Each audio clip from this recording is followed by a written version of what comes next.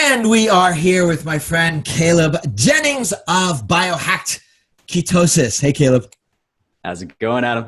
Biohacked Ketosis is such a beautiful, mellifluous, poetic name. You know, I don't know how Shakespeare didn't come up with it first. It's a very complex set of words because you're a very complex guy. I have known you. You're only 30. I have known you probably since you're about 8. I don't know, 10 years. What is that? 20. I've probably known you 10 years or more.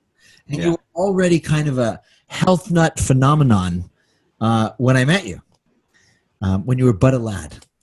But a lad. And now you are the health guru. Not I would say guru. The health advisor, health coach to some celebrities down here in LA and all kinds of superstars in business as well, because you are, how can I put this that really captures you? You are like super nerd of food and health and fitness and vitality. And you actually understand the chemistry in ways that very few people do of how we stay healthy. Close? Pretty close. Did a pretty darn good job there, my friend. Yeah, it's one of those fascinating things where, as complex as it may seem to some people, my goal is to simplify all this so that everyone can get useful information out of it and take charge of their health, become the CEO of their own health in the process. That's the simple name, Biohacked Ketosis, which I'm sure everybody understands what it means. Let's go back to, let's start at the bottom and work our way up. I like that. From simplicity. Let's talk about toxicity. I know it's something that you rail against and you write about a lot. Our food is so toxic. There's so much toxicity in our world. I'm gonna fire some questions at you. All right, just to get us a ground here. All right, if you had to say fuck you to 3 beliefs about food that are hurting people, what are 3 beliefs you would F? Oh, 3 beliefs. There are so many I would say fuck you to. A big one is that food doesn't affect us nearly as much as people believe it to. A lot of people think that food is just food and it's everywhere. And if you're hungry, you should just go eat. And they don't question that belief. And that is the first belief I ask people to question often is, are you really hungry? Or are you actually thirsty? Right? Are you really hungry? And is the food that you're choosing or looking at and salivating over, that gluten-free vegan brownie at Whole Foods, is that going to satisfy you? I have never salivated over a gluten-free vegan brownie. That's one of my personal salivations from back in the day. But the whole point is, if you are hungry and your hormones are in a perspective where your body needs energy, and you're going to go to the quickest, most accessible form of energy that you have a template for in your body, whether or not it's healthy. So when it comes to food, we have totally gone so far from nature. It's so disconnected from nature. It's milled up, it's pressed, it's refined, it's heated, it's treated. It's just covered in toxins. Last time I checked, a little over 289,000 man-made industrial toxins and counting. Let's get that number. 289,000 toxins. Defined how? Because I know when you use the word toxins, you actually mean toxins. When most people say toxins, I don't know what the fuck they're talking about. It's like, well, let me rub this oil on you to get the toxins out of your body. Well, what does that mean? So when you say toxins, what do you actually mean? So when I say toxins, I mean different chemicals or elements in our environment that disrupt healthy cellular functioning, cellular signaling, and brain function, hormone health, basically anything that you want to be optimal in and feel and how you want to perform. This is going to knock you down. Okay, that's a great definition. Thank you. Everyone out there who's claiming that this meditation takes toxins out of your body, or this quantum healing, whatever the fuck that means, practice takes toxins. I got an email this morning. Somebody invited me to a $5,000 weekend on quantum entrepreneurial success, healing, something. Quantum's all the rage, man. Quantum's all the rage. You don't even know what quantum means. Okay, so one belief is that food doesn't affect us, that we don't understand actually the toxins in it, and that we don't appreciate. And let me ask you a question, because I love this one. I'm told by other nerds, maybe not as nerdy as you about food, but semi-nerdy, that when we have that urge to get that quick carb hit, right, when our body's craving that quick sugar hit, it's not even our body. It's the biome living inside our stomach, and we're actually being controlled by these little creatures inside us. True? Not true? There is truth to that, yes. Yeah, the microbiome is so infinitely intertwined with how our health and our bodies function and our brains, everything else. Cool little fact, this is from a geeky realm called biophotonics, which actually has to do with real quantum science of how light affects biology and your microbiome. Essentially, there's a rave going on in your gut, man. There is a rave going on right now in our guts, right? Because the bacteria are literally releasing light inside of us. We've measured this. Light, literal light, like your flashing a flashlight around. There's light signals, these biophotons.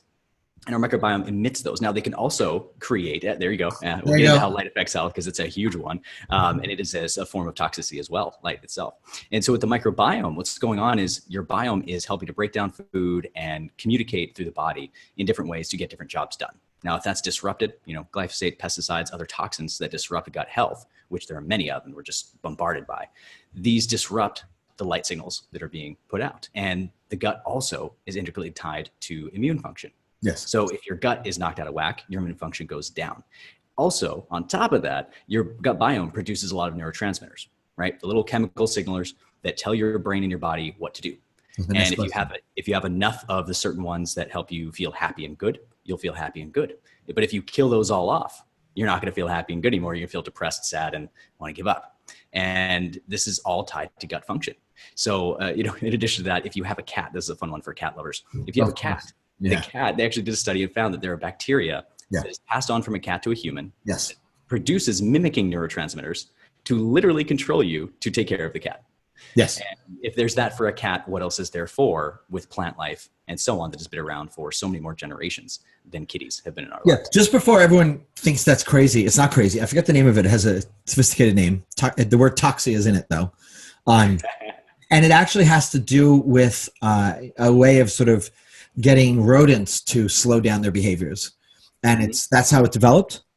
Yeah, originally. Yep. And then, of course, evolution is very adaptable, in which case it attempts to enslave another species to help it reproduce and survive.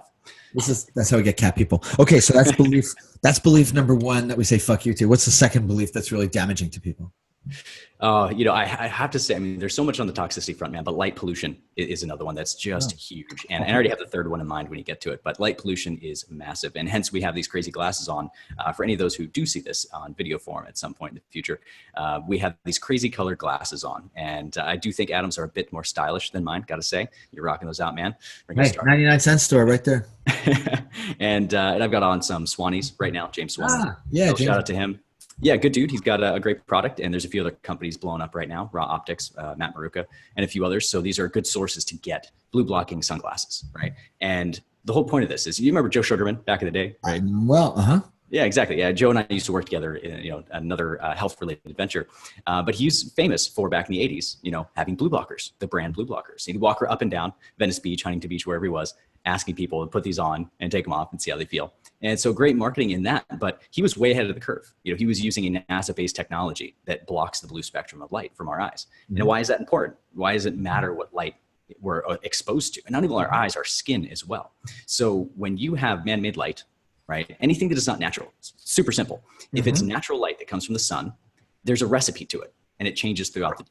You get a little bit of red, a little bit of blue, a little bit of green, purple. You get all the different frequencies of red and blue and purple and UVA, UVB, so on. You have this whole spectrum of light. Now we can only see part of it, but our bodies can see more of it than we can see with our eyes. And there's this little something called melanopsin, fancy term. Look it up on Google later, but melanopsin is in our eyes and also has been found in the skin. So our skin is a photoreceptor, which means it can see and receive light.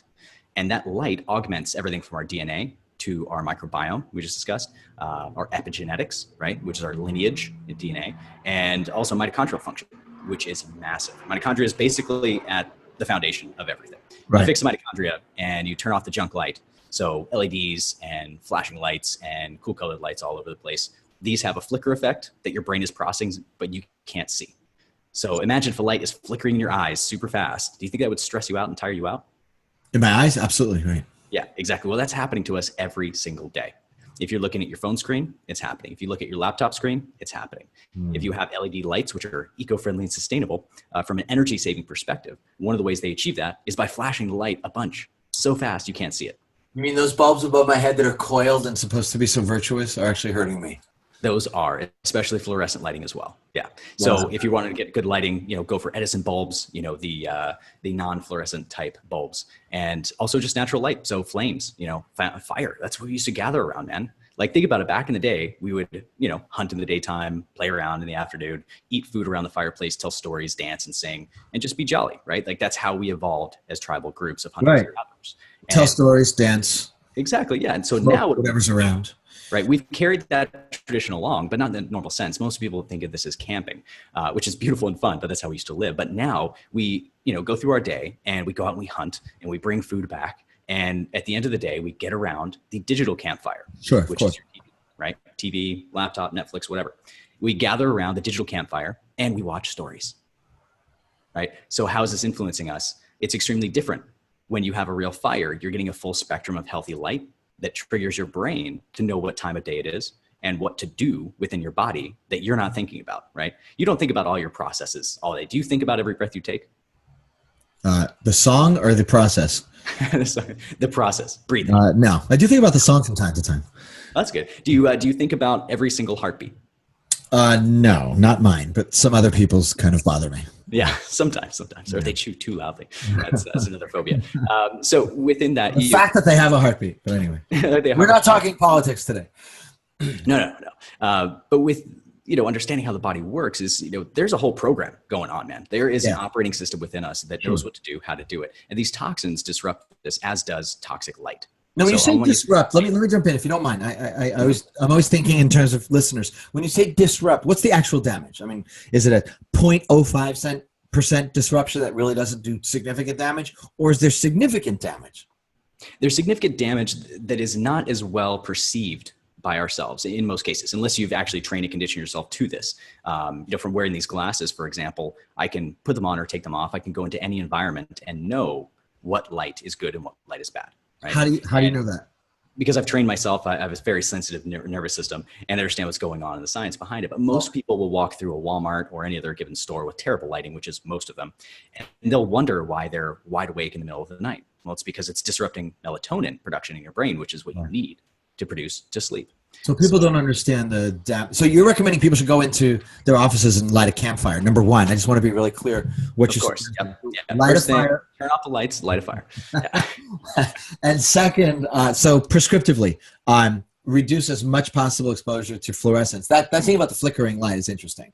I've been reading about how you can actually see through your skin. They're actually working on receptors. And now I understand why. That the optic nerves somehow also connect to the skin, which is kind of wild. This is via melanopsin. Yeah, that I mentioned earlier. Thank you. That's the mistake. So that's the pigment that actually connects and translates light into cellular signals. Yeah, it's trippy. So there's a study to just demonstrate it. There's a study done some years ago where sleep scientists were curious about how light affects circadian rhythm, right? Our day-night cycles, and how we sleep and how we feel and our energy levels, how we perform, and also digestion, a whole range of different things they were looking into. And they found they put people into, different test subjects into a dark room, pitch black, no light comes in. Right. And then what they did was they had them sleep normally. And then during one of the nights of the study, they took a tiny, tiny LED light that emitted enough light that it registers on a device. So it's actually showing some light, but you couldn't see it with your own two eyes. If it was sitting in a dark, pitch black room with you couldn't see it. That's how subtle this was. Now they placed this imperceptible to the human eye light underneath the back of the kneecap of the test subject. Wow. Right? Underneath the kneecap, not the eyes, nothing else. Their eyes are closed. And from there, guess what happened? What happened? Their knees stayed up all night? Their knees stayed up all night. I'm not a scientist. Not only did their knees stay up all night, but they stayed up all night. It disrupted their circadian function and decimated their melatonin production in their brain. Wow. So they weren't able to actually get into a proper phase of sleep to go into their sleep rhythms. And if your sleep is affected, that is one of the most critical things. We spend a third of our lives sleeping, right? So if our sleep isn't highly just optimized to the next level degree, and we don't quantify this, how are we going to function and perform if we're exhausted and don't have the energy we need to show up fully in life? So 3, 4, 5 things we need to do to correct light toxicity, I guess you'd call it, or light disruption would be stay away from bad bulbs. Stay away from bad light in the first place. Yeah. Lots of natural sunlight. Lots of natural sunlight. That's one of the top things in the morning, specifically in the morning. If you can be out in the day, that's great. Be safe in the sun and everything else. But direct sunlight into your eyes and on your skin will actually trigger a cascade of optimizing health benefits in your entire body. That's great, because I start my day every morning out in the hot tub. I live on a mountaintop. We're doing my reading. I bring out a pad and a bunch of books, lots of juice and water, and I sit there and I read and I think in the early morning light. So you're getting sun in your eyes and on your skin, no contacts, no glasses, nothing else. And at nighttime, have these, blue blocking glasses, right? Get a pair of these you like. There's a bunch of different styles. Make sure. Starting at what time? It depends. So I use them at a bunch of different times. Usually you wouldn't use them in the daytime. I use them because we're on the computer, and I actually have another software I was going to recommend. So it's called Iris, I-R-I-S, the free software. Install that in your computer, and it will reduce the blue light, and it'll also account for the flicker rate, which not many other softwares do. So that'll help on the computer screen. Yeah. Iris, I-R-I-S. IRIS, that is a fantastic one. These glasses, and time of day wise, ideally when the sun sets, and use them all the way up until the point that you lay your ass in bed. Wow. Okay, great. Okay, that's so the second. The first one is underestimating the impact of food you eat. The second one is light. What else would you say fuck to in terms of beliefs? Fuck you too in terms of beliefs that people have that are damaging people. Massively. Oh man, you know, I gotta go on this roll. We're gonna have some fun with this one, all right? Yeah, man. It's ahead of its time. There's not many people talking about this. Oh, okay. It's to be said, so I'm gonna say it here. Don't say chocolate for the listener, because don't say chocolate. Don't say chocolate. Chocolate's actually awesome if you get the right stuff. Chocolate's amazing. Don't say chocolate. No, but I'd say the belief has to do with, if we can't see it, it doesn't exist. Okay, you know, you got to see it to believe it, in a sense. Okay. So what invisible forces are potentially destroying our health? And this is one of the most interesting topics I've found in the last handful of years of researching. And this has to do with what are called EMFs. You ever heard of those? Yeah. Electromagnetic frequencies, specifically. I was afraid you were going to say that. Yeah. And EMFs, non-native electromagnetic frequencies, because the earth provides, you know, plants, different things. But it's low level. Those frequencies are really low. Those are different. Those are frequencies that we've evolved with, we've adapted to, and they actually help us heal, optimize, and recover. So those are fantastic frequencies naturally from the earth. Right. When we are barefoot on the ground and connected, we literally connect to the earth, and it's called grounding. Right? It's a whole world called grounding, which is important. So bonus tip here, if you can get grounded barefoot on the earth and that sunlight in your eyes and on your skin in the morning time, that is incredible for your health. I know it sounds so ridiculously simple, but if you think about our evolution over history, that's how we always have been. Yeah. Except in the last, 150, 200 years, since we started developing technologies and, roads and cars and shoes and everything else. And we started separating ourselves layer by layer from nature. And I don't know if you've seen the latest stats on disease risk and other, huge health issues in the world, but they are skyrocketing. We're seeing mass cases of Alzheimer's, dementia, different brain neurodegenerative diseases. We see, metabolic dysregulation, diabetes, the diabesity, right? Like obesity because of diabetes, metabolic disruption, metabolic X syndrome, these syndromes that doctors are seeing all over the place. They're like, we don't know why you're sick or what's wrong with you, but we know you're sick with something. And a huge driver of all of this is our disconnection from the sun and from the earth. Think of it as nature's Wi-Fi, right? Sure. That's how we download what we need, our updates every day, and in the good, healthy way. And the other side of that is the non-native EMFs. Now, these frequencies are from all sorts of wonderful technology, like we're using today to record this. And they are beautiful, wonderful technologies, except the fact that the more powerful we make them, the more deleterious they are to our health. And I'm specifically talking at this time, this is recorded, about the rollout of 5G. You know much about 5G? Specifically? 5G, well, other frequencies too, but 5G is the big baddie. Yeah, that's the big baddie. Okay, tell us why. 5G. So 5G is 5th generation technology. So if you see on your phone, you look on your phone in a service area, you see like 3G or LTE, right? There's different names for different networks, and that's all just branding and marketing, but proprietary to the company. But these refer to specific frequency bands of which communications are sent and received, right? So a text message, an email, look it up, Facebook, whatever else.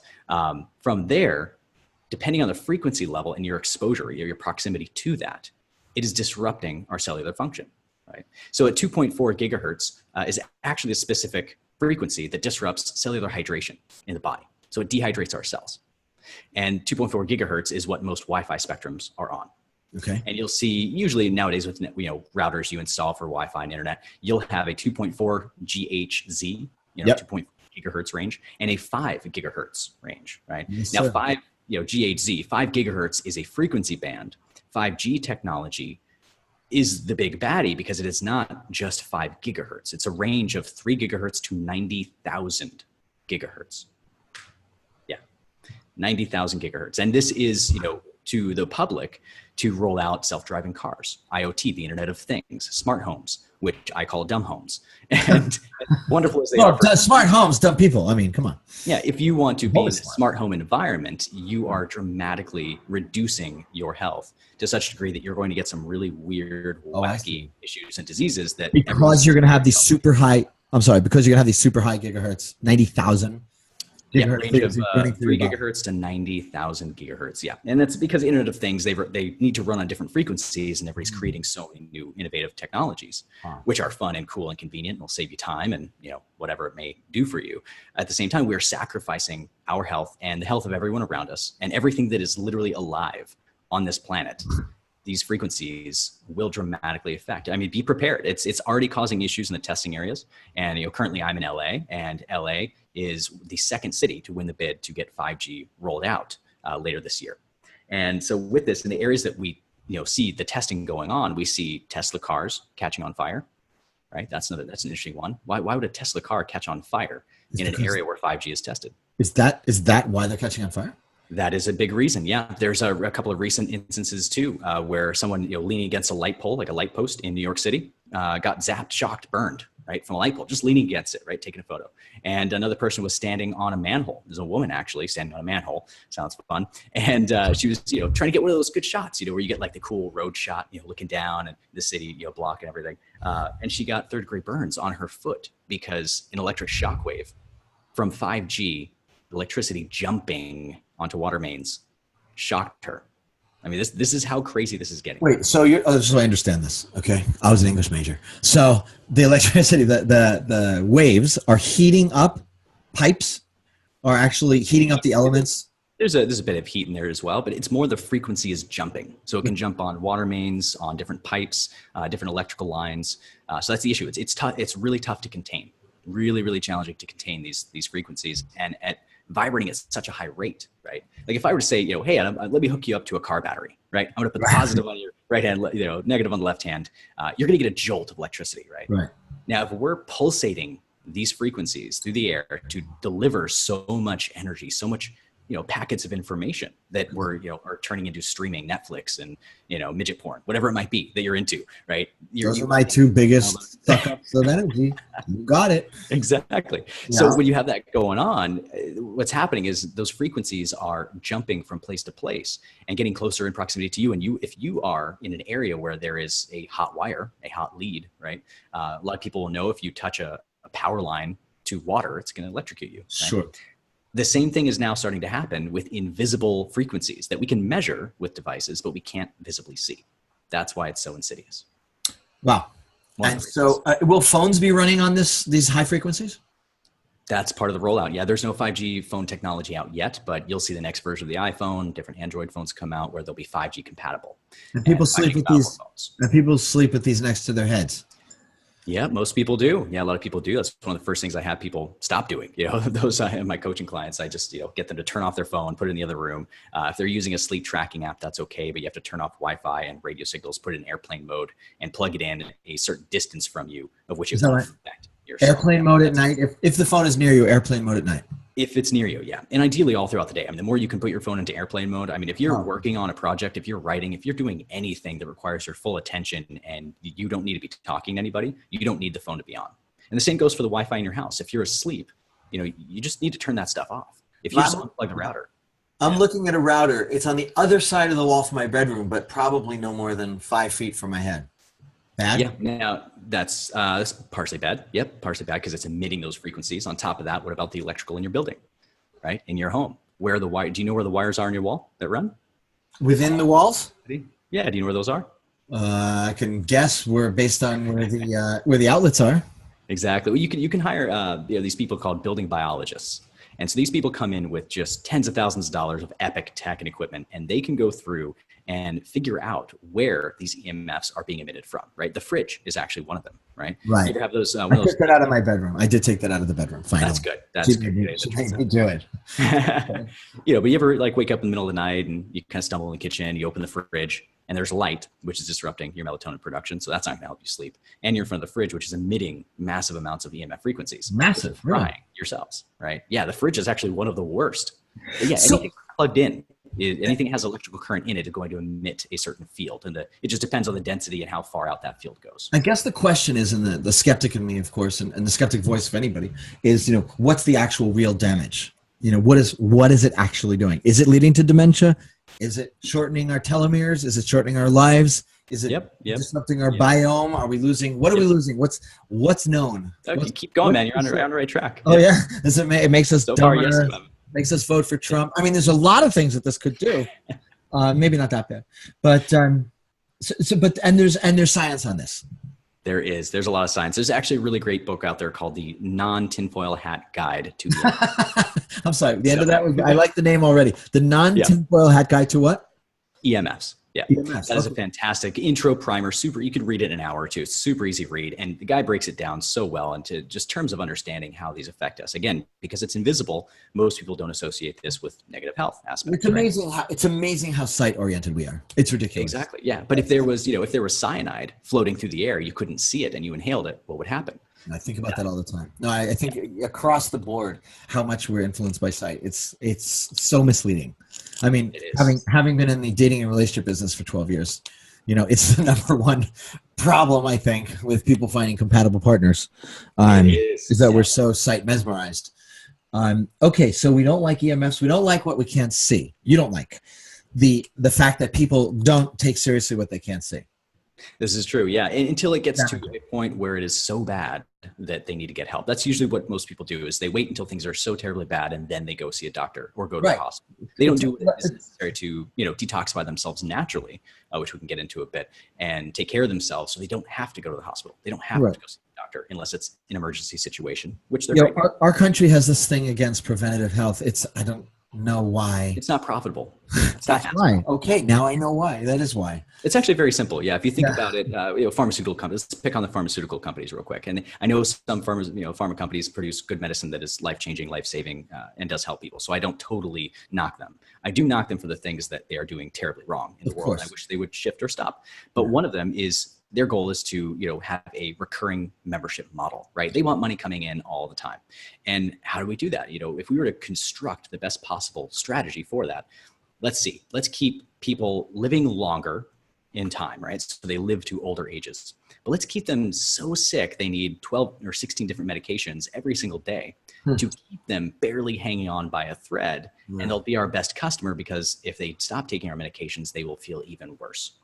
So now you got a customer for life who's hooked on your medications, who's, whether it's insurance or they're paying out of pocket, doesn't matter. The company's getting their money, and that is, propagating. Now, on top of that, pharmaceutical drugs traditionally don't need anything more than 4% efficacy rate to be FDA approved. Oh, I didn't know that. That's sad. It's another fun one. Yeah, one of the top leading causes of death in globally is by using prescription drugs as prescribed. It's one of the top leading causes of death. Well, that's something we can see. That's a fun one. And then another thing we can't see, of course, we can't see pesticides. We can't see Roundup. We can't see. Yep, can't see those. I mean, imagine what is floating through the air. I mean, if you're urban environment, right? I'm here in LA. I love California for so many reasons. Sure. But I'm moving more towards the natural, in the forest, on the ocean front type areas, because it's where I get good sunlight. It's where I get grounded. The beach, the ocean, negative ions. There's so many great health benefits to those things alone.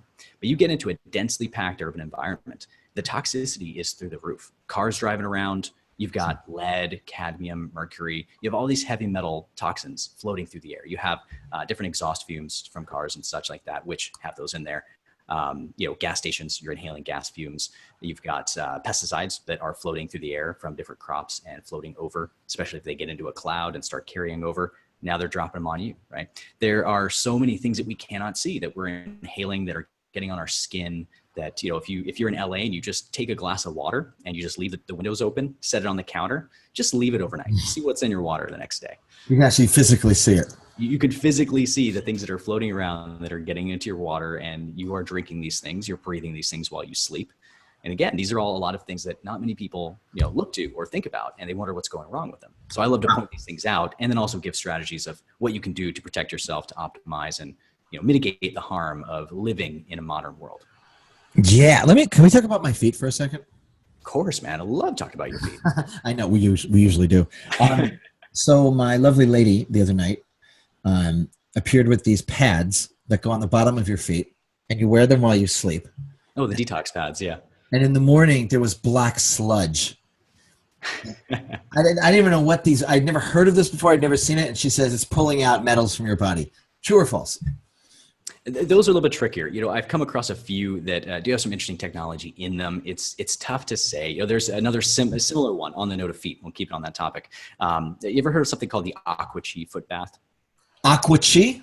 The Aqua Chi foot bath. Yeah. So this has been around for many, many years. I mean, I was using this technology 10, 12 years ago, something like that.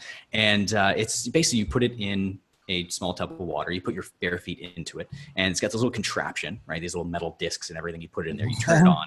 It sounds like a James Bond torture, but okay. It seems crazy, right? But it's actually quite relaxing. But okay. You put your feet in the water, and you can look at pictures online of this stuff, but afterwards the water is brown and black and gnarly, and it smells like garlic and just weird, strange things. And a lot of people think that they're detoxing out of their feet. And that's actually how a lot of companies have marketed this technology. That's right. not, however, how it works. Yeah. And I tested this personally because I was very skeptical, and I'm an optimist, but a skeptic at the same time. And so I just put the device in the water, turned it on without my feet in it. It did it anyway. It did anyway. So the color changing is not, the detoxification occurring. Detox happens primarily in the gut. That's when, there's areas all throughout the body, but the gut is one of your main areas where you actually bind these toxins and excrete them. It comes out, when you take a piss, it comes out when you take a crap, like anything you're doing to get things out of you. Some stuff comes out of your skin. There's different particles and elements, and we can measure these, right? So when, 9/11 firefighters were in the middle of the hot mess of molten metal, working so hard, risking their lives to save other people's lives. Yeah. They afterwards were going through detoxification protocols to help get rid of all this stuff they're breathing in, they're getting exposed to, even fully suited up. It's just getting in their bodies. And they went through one protocol, which I'd love to mention in more depth after I tell the story, is they took them through this one protocol where it involved sweating, and they would take white towels and dry them off. They just kind of dry them off as they, kept sweating. And those towels became brown and black, right? Different colors coming out. So, for people who don't believe that things can come out of your skin, go do a really good, sweat. And if you do a pair it with an ice and sauna detox protocol, it's actually really easy to do. And that's my next question for you, but go ahead. Yes. Okay. Yeah. So in doing this, take a couple extra towels in with you, take one white towel and just keep, wiping your sweat off all throughout the session, and just see if there's any discoloration. Some people, actually a lot of people, tend to have discoloration come out that way. So let's talk about this. So to test it, you'd take the regular shower or whatever, see what's coming off when you wipe your body. You'd have to test it that way. Like, I want to test those foot pads and test it on another part of my body, just to see is there something going out through my feet particularly, or is it about just skin contact, or just, as you say, leave it out overnight and see what happens on its own. So you're saying use a white towel after a very particular kind of detoxing process. Yeah, I mean, even a general sauna, even if you just go into a dry sauna, there's different forms of saunas. But ideally, if you can do it, look into the niacin sauna detox protocol. It is one of the top things you can do. Say it again. Niacin, like the protein? Niacin, B3, vitamin B3. Yeah. Right. Okay. So it's niacin detox protocol. And what does that mean? Yeah, niacin sauna. You pound niacin and then go sit in a sauna? No, man, unless you want to turn into a crazy lobster and just scratch out of your skin and pull your soul from yourself. It's if you have too much niacin. You ever had a niacin flush before? I have not. It's interesting. They're really fun when you get a good dose. It's really good. If you have too much, it is just nightmare, torturous experience. Okay. I've done myself on accident a couple of times. And what's interesting about niacin, vitamin B3 is what niacin is, and you want the full flush version. But if you get it, start at a very low dose, let's say 100 milligrams, work your way up each day in that. Just doing niacin alone is pill form. Pill form. It could be pill or powder, however you prefer to take it. Pill or powder. All right. I use pills because they're pure and you can get a good clean source and you can measure it and dose it accordingly. So that's important. And you want to work your way up. Some people work up as high as to 5 to 8 grams of this stuff. I can't even imagine them doing that, but their body is starting at 100 milligrams, 100 milligrams, all the way up to 5 to 8 grams. Yeah. So massive. 100. Yeah. I got up to 2.5 grams. That was my highest limit. Yeah. And why is this good? This is like science 101 here. Why is this good for a body? So yeah, I'm going to break down the protocol real quick so the listener has this, right? So if you're listening in, here's the niacin sauna detox protocol. It's actually really simple, so don't overcomplicate it. Get a good form of pure niacin, vitamin B3. Okay. Right? Ideally in 100 milligram increments or 500, and you can cut them in half if you want to start there. And from there, you want to take this niacin 3 hours before you get into a sauna. And that's important because 3 hours is the time at which studies have been done showing the maximum amount of biotoxin release from your tissues, from your fat cells, from your organs, from all your tissues inside, whatever toxins are in there, whether it's pesticides or heavy metals, anything like that is going to be. So this is 3 hours because the body is now reacting to the niacin? Yeah, 3 hours later is when we see the peak. There's a cool chart you see online that shows that the release of toxins in the tissues occurs about 3 hours. Because niacin is releasing toxins from tissues? It has to do with deeper biochemical pathways of what's going on, and it takes about 3 hours to fully kick in to the maximum degree. Yeah, to the maximum degree. So this is why it's just the best protocol. So you wait 3 hours after you take the niacin. Then you want to do about 20 minutes of, light to medium exercise. Don't go crazy. Just do something. Just get moving. Do some jumping jacks, do some push-ups. Just do something basic, but not super strenuous. And you may have a flush and maybe, lobster red, and your skin might get a little bit itchy. Some people are sensitive to it. And that's how you want to work your way up slowly. Otherwise, that could be a little bit torturous. But then you get in the sauna. You get in the sauna for... Time out before we get to the sauna. And the purpose of the 20 minutes of exercise is to get things flowing around your body evenly? Flowing. Yeah. Okay. Yeah. So there's different phases of detox, right? There's phase 1, phase 2, phase 3, and, arguably a phase 4 of liver detox in the body. And phase 1 is the release of toxins from where they're stored. So literally stuff, heavy metals are we talking about, coming out of cells? Heavy metals, plastics, parabens, PCBs, xenoestrogens, glyphosate, pesticides, VOCs. All that shit is hiding inside our cells, not within the membranes of our cells. In the membranes, in the tissues, in your fascial tissue, right? In your muscle tissue, in your bones. That's another one they hide away. Because your body's trying to get these toxins out of the bloodstream so they don't reach through your blood-brain barrier, because your brain is the most protected organ in your body. Okay, interesting. So everyone's taking your body's to the brain. Exactly, yeah, because if it gets to the brain, man, that's where really crazy things happen. And guess what metal is associated with Alzheimer's and dementia? Yes, that I know. Right? Okay, well, very interesting. Okay. So we've taken the niacin, we've done our exercises, we have it all flowing around the body, shit is pouring out of our cells, and we get into the sauna. Yeah, you do a little 20 minutes exercise, and then you rock out in the sauna, ideally an infrared sauna. That is ideal because, again, why is that better? Infrared light penetrates the skin in different wavelengths. So if you can get that radiating heat, right? You know how you feel the heat from a fire? That's infrared waves. So you can't see those waves, but those waves are actually penetrating through your skin and into your body and reaching deeper parts of your tissues to trigger different functions to occur. And in this case, it's detox. And that's more effective than a regular old fancy Swedish. Yeah, they both work. You just need more time. Yeah, you just need more time in a traditional, dry sauna. But if you have a near infrared sauna or a full spectrum sauna, you can get near and far infrared saunas. Clear Light Sanctuary is one example of those. It's a great low EMF, no toxin, just badass sauna you can get. 10 grand? Roughly 10 grand? That's a good question. I don't remember how much they were off the top of my head. Yeah. In the backyard. Okay. Yeah, there's deals on them all of it. I mean, sometimes I did actually see one going for about $2,500 the other day. So somewhere around there. Yeah. Okay. But really important for your health.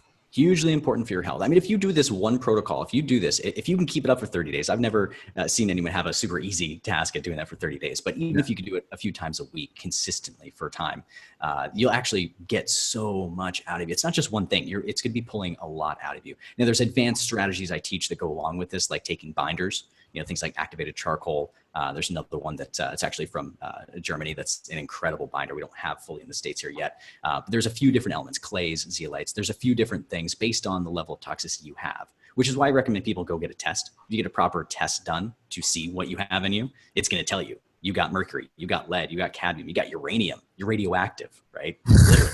So you can song too. Yeah, so you could see all these toxins in you, and you could do a before and after test and see if what you're doing is actually working. That's great. We'll have people get in touch with you. CalebJennings.com, first of all. If people want to get a hold of one of those tests, it sounds like it's a really good idea, especially, well, it depends, but especially if you're living in an urban area. But if you're working in farming areas, God knows what you're absorbing. Oh, yeah. You're soaking it up, man. Yeah, it's not good at all. And these things are robbing us of our manhood. As this speaking directly to men, your testosterone is taking a hit. And if you don't have testosterone, you are not a man. I went through it myself when I was younger. I went through a period of time where my testosterone bottomed out. It was literally that of a 90-year-old male. And how low did it get? Oh man, it was barely registering. It was around I think it was somewhere around 23, 24. I mean, it's like next to nothing. It was literally next to nothing going on there. Wow. And it was challenging, man. It was a real hard time for me. And then when I, learned all this stuff and turned things around, took action with my own health, I got to raise my testosterone levels back up. And naturally. Yeah, naturally. And also, think about when you have a laptop on your lap, if you don't have something protecting your body from these EMFs, your little swimmies are goners, right? If you want to have kids at one point, fertility in men and women is a really big deal. And fertility rates are declining. And if you look to the highest frequency bombarded areas with technology, we're seeing a, massive spike in diseases, heart attacks, strokes, suicides, as well as infertility, off the charts infertility, and a lot of issues that are affecting everyone around us. And a lot of this comes from, again, the things we can't see, the toxins that are stored within us and that are robbing us of our manhood. Wow. And women, they must be affected as well. Yeah. Is it Robbing affecting them of their womanhood? Yeah. I mean, they've got testosterone levels too. They do, yeah. And it actually affects women usually worse because women are much more sensitive to the environment because, you know, they have that miraculous ability to, you know, create a baby, 3D print a kid and give birth, right? You know, it's the ultimate 3D printer. It's beautiful. It's one of the most miraculous things of our entire existence in biology. Absolutely. And they are extremely sensitive to the environment. And you're, on the other hand, it could thin out the old mustache. So, you know. Lady, hold that phone close to your face. So just so I want to finish out this protocol, the niacin, I love this. I really love learning this, by the way. I'm sure you can tell. Niacin B3 sauna protocol. So you do the sauna for how long? If it's an infrared or natural? Yeah, you know, everybody's got to start somewhere different, usually on, you know, low to medium temp and work your way up. You know, I go full blast because I've built myself up to that. But you want to be in there at least 20 to 30 minutes, ideally, you know, 40, 45. Wow, if you can, that long. People go an hour, you know, but if you just need, you know, if time's short for you, then you can essentially just do the niacin. 3 hours later, do 15 to 20 minutes exercise, then jump in the sauna for 25 to 30 minutes. And that is going to do wonders for you. Your skin's going to glow and rejuvenate. Your collagen production is going to go up. Your testosterone is going to rise. Your energy will be off the charts, and your mitochondria are going to love you. And mitochondria are inside the cells, and now they're not being pummeled or damaged by the surrounding heavy metals and other toxins. Exactly. Yeah. Okay. You get those buggers out. Your body knows how to be healthy. Your body knows how to do what it does. You don't have to think about it. You just got to get everything out of the way that is stopping your body from doing what it's trying to do. Okay. Once the home gym is in, buddy, that's the next thing I'm getting. There you go, man. Yeah. We're working on that now. Now, let me ask you another question. This is a personal one. So I happen to love my hot tub, right? Yep. It's my sanctuary in life. It really is. So I don't bring electronics. I literally get up in the morning. I make a juice, or I grab a juice from the fridge, grab a ton of water, grab my favorite books of the day, probably a couple magazines, a notepad, pen, highlighter, and I'm good for an hour. And that's where I do my morning thinking. Please tell me that sitting in a nice hot tub with powerful jets massaging me, because I love the jets, please tell me I'm doing myself huge favors. Well, I got a question for you on that. Okay, you asked me if it's chlorinated. Yep, that's bromine, it. Yeah. Or if it's bromine, right? Is it chlorinated or is it bromine or is it the sodium version? The saltwater one? No. Saltwater one. That's the best one, right?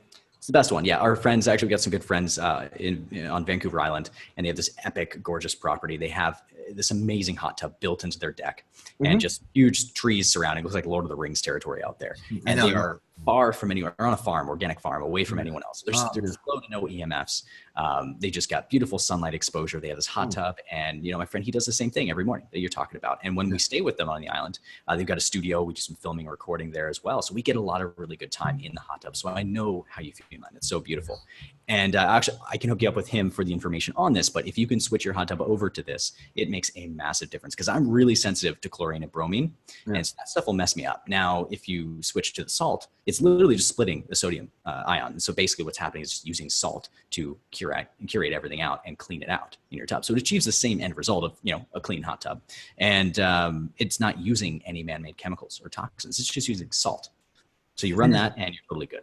I'll find out if that's if that's doable with my tub. Now, another fun little tip there, if you can get a sort of conductive metal that you can stab into the ground, and then reach over and put into the water with you, like a piece of copper, just copper or, you know, silver, anything that you've got that'll make sense for. Yeah, I've got so much silver. I'm just gonna take a big silver bar and run it into my tub. I got some copper piping, right? And I run it from the ground because there's grass right near it. Just run it and stick it. That's good. Yeah, you put that in the tub because that's going to ground you. So make sure it's conductive metal, and then you put that in the ground. It's going to actually transmit that frequency from the earth into your hot tub where your skin is in contact with the water.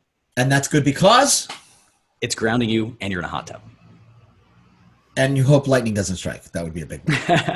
Right? Definitely don't want lightning to strike there. Hopefully not while a lightning storm is going on. I did pass first grade science, so there's that. And what about just the idea of being in hot, 103-degree water for an hour, 40 minutes? Good, bad, as long as I'm drinking? That's good. Yeah, as long as you're drinking water, replenishing electrolytes, you're good to go on that. Cold water on the opposing end is also very therapeutic. So, hot thermogenesis and cold thermogenesis, they are both beautiful therapies that will trigger different effects in your your body for detoxification, mitochondrial function, and essentially just helping you upgrade your biology. Yeah, I tried to do a 30-second cold shower coming out. Work your way up to 2 to 3 minutes, man. Yeah, I've worked my way up to 30 seconds, and that's been 3 years. So give me a few more years. No, I'm kidding. But yeah, no, I know how important it is. For people who don't know, cold bath, cold water, just has a host of benefits, especially for your immune system. It shocks your body into all kinds of intelligent responses to survival. Let's just put it there. I know there's a lot. There is. Now, I just want to check in on time with you. We got time for another quick protocol that anyone in the world can do to upgrade their health? God, I'm really enjoying this so much. We're going to have you back, by the way. We're going to have you back often because I'm learning so much, and I'm assuming that people out there are learning a lot too. Yeah, before we jump, I just wanted one last thing about the hot tub. Does it have so if I'm sitting in hot water, I'm getting the glowing skin clearly, but should I take niacin 3 hours before going to my hot tub? Will I get a similar effect? You'll get a similar effect, yeah, because it's still heat therapy, right? Even though it's not infrared frequencies from an infrared sauna, you're still heating up, warming up, and so that's a way to maximize hot tub use. You could do that. You could totally do that, or you could take the niacin when you're in the hot tub, enjoy your hot tub time, right? And then a couple hours after that, hop in the sauna. Well, I don't have a sauna. That's the problem. I don't have one yet, so I'm trying to maximize. Well, you're getting one soon. I am. Jacuzzi yourself to health. So this is interesting, but then of course I'll have my hot tub will be a stew of heavy metals and uranium, apparently. Yeah, clean that out. Yeah, switch it over to salt, clean it out. And that then therefore comes the copper and the salt. Wow, this is getting complicated. Okay, one more. Go ahead. You were going to give us one more. We got one more. We got one more, and possibly a final end note, which is going to wrap it all up nicely. The first one though is just a simple protocol, right?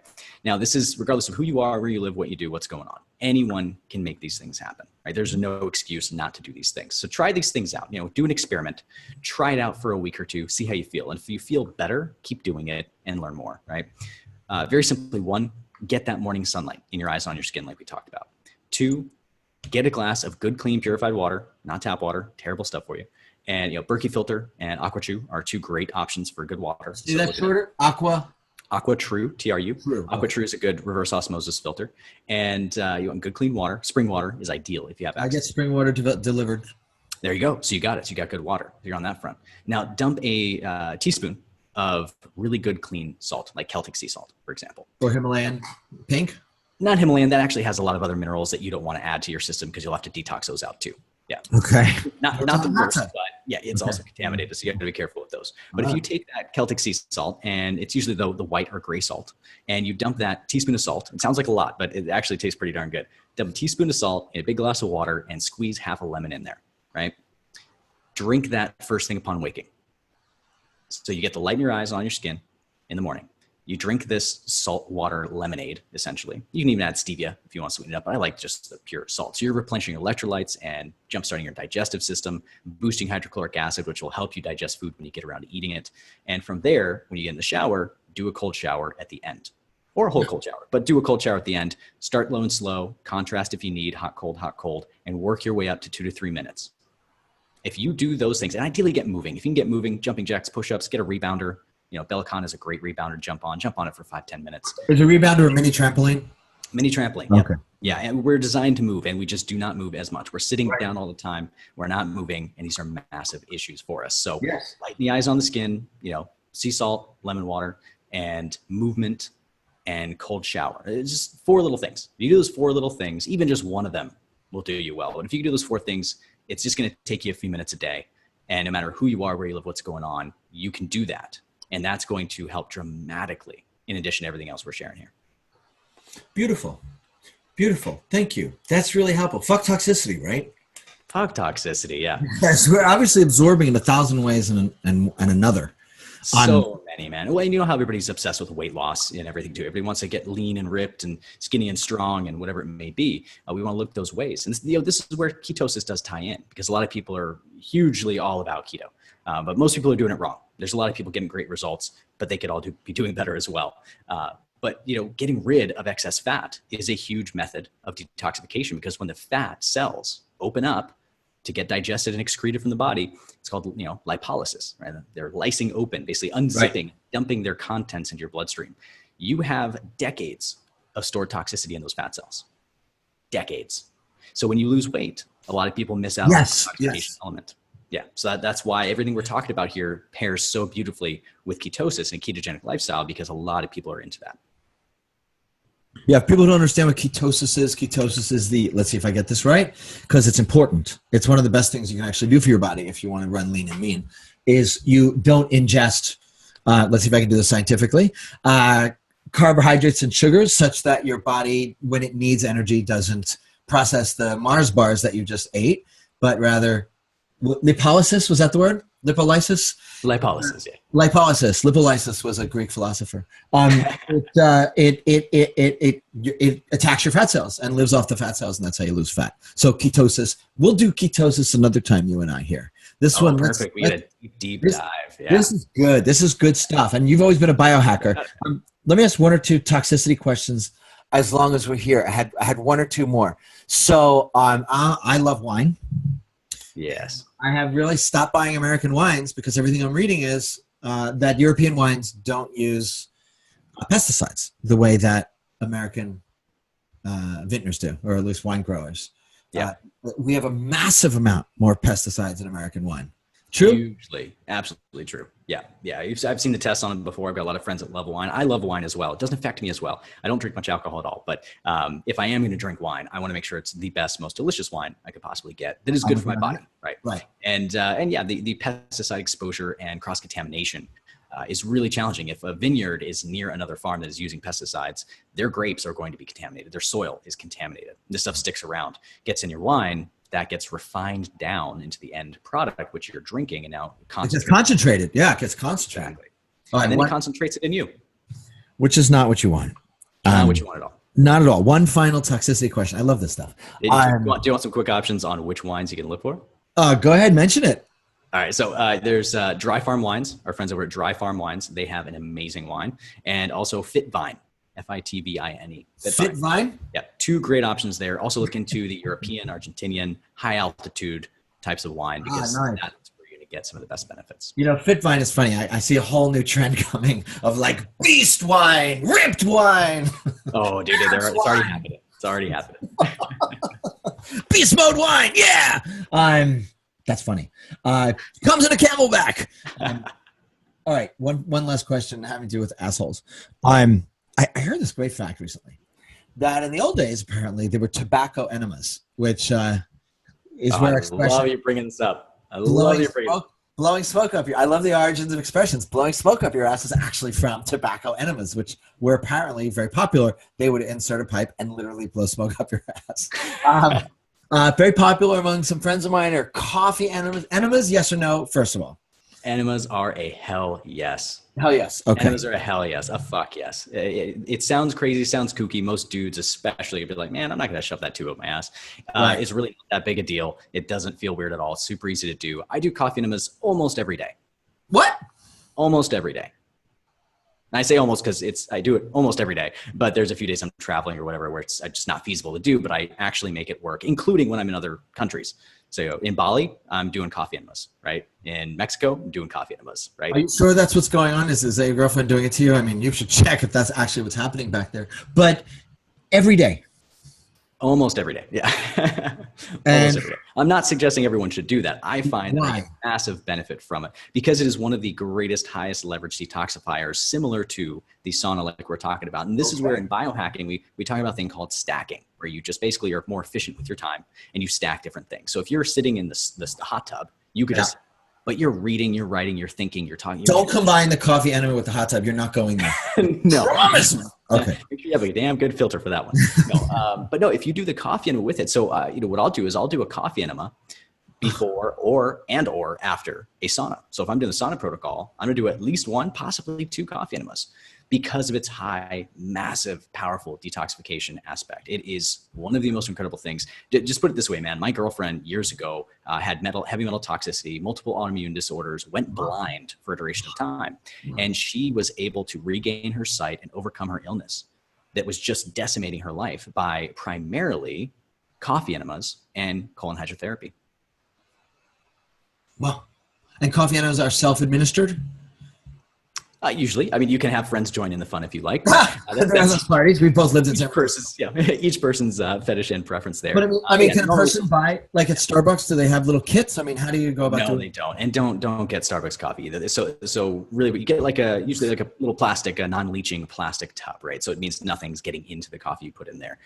What we usually do is brew it the night before. So every single night we put on a pot of coffee and we mix about 3 tablespoons of the Gerson therapy roast coffee. It's a specific type of coffee that they use at the Gerson Institute to actually work with people that come in with cancer and leave without cancer. I'll leave that to interpretation. Gerson, Gerson? Gerson, Gerson Institute. Yeah. Okay. And originally it was discovered in World War II for migraines. They actually found it was really great for migraines. And coffee enemas? Yeah, coffee enemas. There's actually an ancient lineage back to Egyptian times. Because there's actually a bird who skims over the water, collects water in its beak, and then lands on a branch and sticks its beak up its ass, shoves the water in, and cleanses its own asshole out. Yeah. So there's actually an ancient lineage. It's been going on in nature, and almost every household for generations had an enema kit in the home. And now we just, again, gotten far away from that. Is that right? Yeah, so they can just have the pet bird, of course, which is probably cheaper, but a little bit, but they not enough quantity of water. So you brew here, birdie. No, poor birdie. That's animal abuse right there. So you brew the coffee the night before, right? Yeah, so we make 3 tablespoons of coffee with about a tablespoon of that good Celtic sea salt that you're going to be putting in your water. Again with the sea salt. Okay, so this is important, obviously. Don't be afraid of salt. Yeah, you don't have to be nearly as afraid of salt. It's great for you if you get right amounts and you don't have other issues going on. It's wonderful for you. Okay. So you have the coffee and the salt. And the salt actually just helps relax your body to a point where you can hold the coffee. Because what you'll do is you put it in the bucket. There's a tube that comes off the end. You lube it up with some coconut oil, cacao butter, whatever you like. What? Whatever your style. I mean, depends on your preference. I just, get a little bit on there. Experience. Yeah. And just, usually what I'll do is I'll lay on my right side and I'll just shove that right up my ass. Very gently, of course. Very, very gently. No, but for those of you watching on video, so you don't know what you're missing if you're listening to just the audio right now. Oh, you can see the visuals. So just, insert the tube and it only goes in, man, like, half an inch to an inch at most. It's not that big a deal. It's not going to bump anything around. No damage is going to be done. Just don't shove it in there. You don't want to mess yourself up that way. Just gently insert it. And then you let the coffee flow in and you let it flow in. It takes a few minutes. And you're calling the hold. Usually the bucket's about 1,500 milliliters, so about 1.5 liters. What is that? What is that? That's like a glass and a half. 1.5 liters. So that's like a big bottle of smart water you'd see in the airport, for example. Okay. About a liter or so. So you've got 1.5 liters of the coffee water solution going into your butt. It's smart water because it's not going up your ass. That's why it's called smart water, by the way. Okay. So it's going in. Call it coffee smarter water. And and then you're just going to lay there and you can do different things. You can lay on your back, on your sides, you can roll over. I mean, some people do headstands. I mean, are you in a bathtub? Totally crazy things. No, seriously, I actually don't know the physics of this. Yeah. No, I mean, I lay a towel down on the floor and I have a pillow that I use in there. So I just lay on the floor like that. I've gotten very creative, literally just laying in the jungle dirt before doing coffee. That's great. That sounds great. So everything stays indoors then, therefore, with the pipe. Everything stays inside. Yeah, everything stays inside. Yeah, and you're right next to the toilet in the bathroom. So you just lay down there and you let it in. And your goal is to hold it for 15 minutes. The caffeine is fully absorbed in a different pathway in about 12 minutes. And 15 is just like a good number. You don't want to go past that. I'm picturing holding your breath, but that's my, again, lack of scientific education. You don't actually have to hold your breath to keep your sphincter closed. Okay. Oh, man, I do podcasts. Podcasts. I'm not doing I'm doing one now. I take business calls. I'm coaching clients. I mean, dude, I'm not kidding. I do so much when I'm doing coffee enemas. But really, if you can make the coffee enema time like a sacred bathroom time, like a sacred self-care protocol, that's one thing my girlfriend loves about it. It's one of the few times in the day where no one is going to bother her. It's a sacred, respected space where people aren't going to open the door and walk in on you, hopefully. So basically you get this time to yourself. And ideally you're not on social media or anything unless you want to do that. You can do whatever you want, obviously. Sure.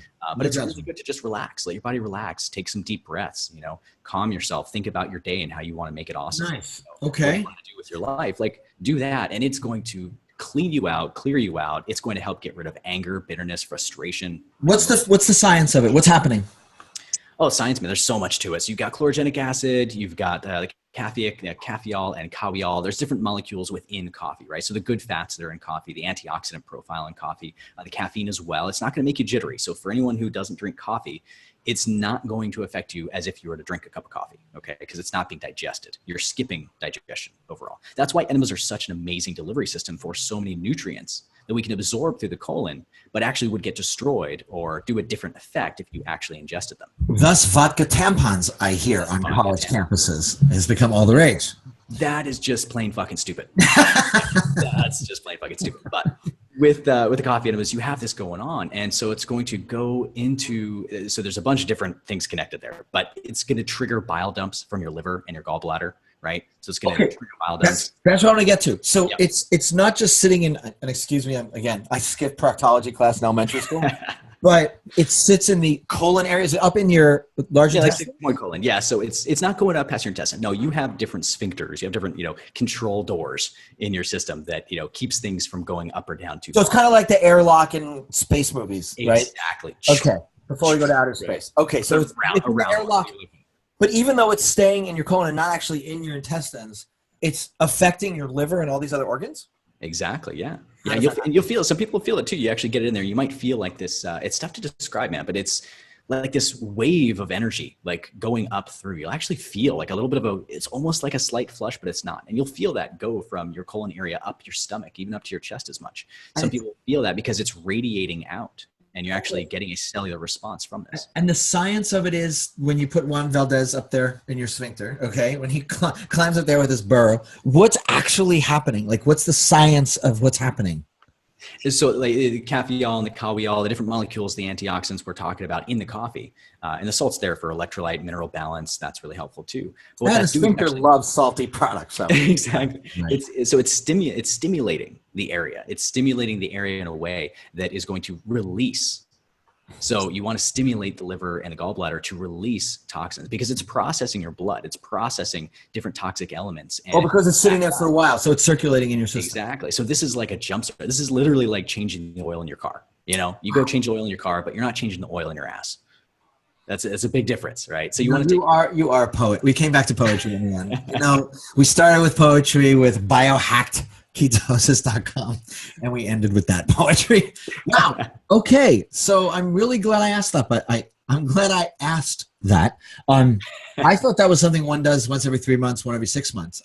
You could do it. You could do it, once a week, couple times a week. Friends of ours like Ben Greenfield, for example, he does it a couple times a week. He's a big proponent of it. A lot of other people are, scientists are, and medical establishment poops on it all the time, kind of shits all over it. But they haven't seen the science. Once again with the poetry. We've been using this for generations, and we need to get back to it. And so if you get migraine issues, if you have energy issues, it's a mitochondrial optimizer. It's clearing your cells of toxicity. It's helping your liver and your gallbladder dump and replenish the juices necessary to keep detoxifying you because you're getting hit with way too many toxins every single day. You got to help your body keep up, and this is one of the best ways that I personally know how, and I've been doing for years. Okay, so once again, coming back to the definition of toxins, the coffee enema literally is pulling out from cells in a similar way to the niacin protocol? It's stimulating a release, yes. So literally the cells are opening or there are heavy metals passing through the membranes, leaving little mitochondria. Yeah. Right, I have to look this up. If you want to, but yeah, there's a lot of that going on. I've been in California a long time. So I've heard every possible thing from, what is this called? Reiki? Reiki. Yeah, energy healing. Yep. I don't know. So I've heard it all, right? So when I always want to know the science, like what's actually the science of what's going on.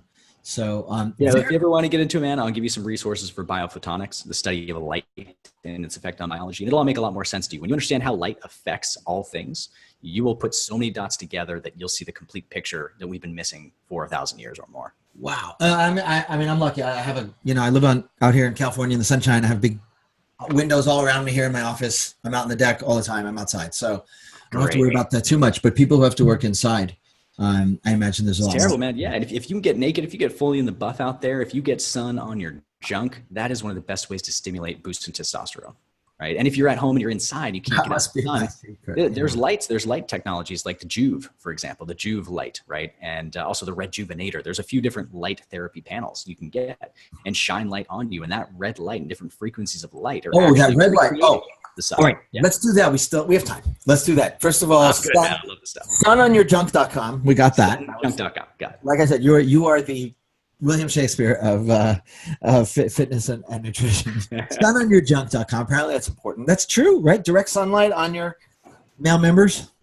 And your female members. And the boys? I don't have... The boys and the girls, whatever you got. Is some people have both. It's all good. Because it stimulates something in the cells there.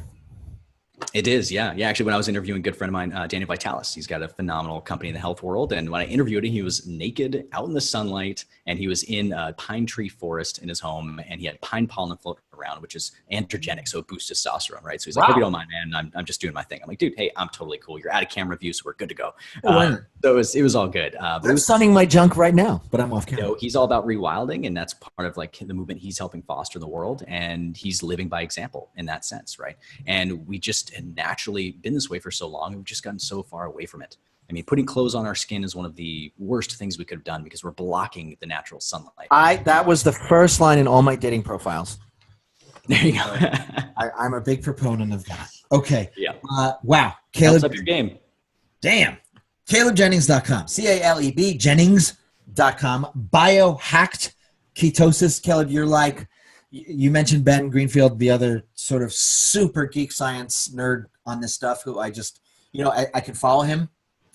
I can't keep up with the science, but you guys are amazing. You're doing great work. You're doing important work.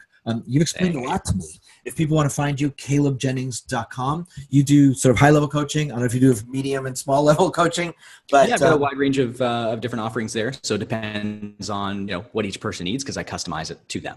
And so depending on that, there's usually always a way to work together. And as long as we're a good fit and I like you, then we can actually explore that. And if I'm confident that I can help you transform your health for the better in record time, all for it.